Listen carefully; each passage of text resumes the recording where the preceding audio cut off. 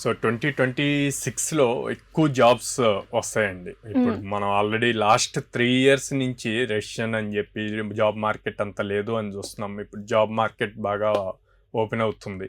So already మనం 2025 నవంబర్లో ఉన్నాం. 2026లో ఖచ్చితంగా ఎక్కువ ఓపెనింగ్స్ ఉంటాయి. సో ఒక రిపోర్ట్ ప్రకారం almost 10 lakh jobs openings 10 lakhs. Wow, great news. So ఇది మనం ఫస్ట్ నుంచే ఎలా గ్రాప్ చేయాలి అన్నది important. A type of candidates కోసం రిక్రూటర్స్ చూస్తున్నారు అన్నది కూడా చాలా చాలా ఇంపార్టెంట్. ఇంపార్టెంట్. సో ఎక్కువగా వాళ్ళు మార్క్స్, పర్సంటేజెస్, లేకపోతే ఏ కాలేజ్ నుంచి వచ్చారు అన్న దానికన్నా కూడా స్కిల్ సెట్ ఎంత ఉంది, ప్రాక్టికల్ నాలెడ్జ్ ఎంత ఉంది, వీళ్ళ క్యాపబిలిటీ ఏంటి అన్నవి చూస్తున్నారు.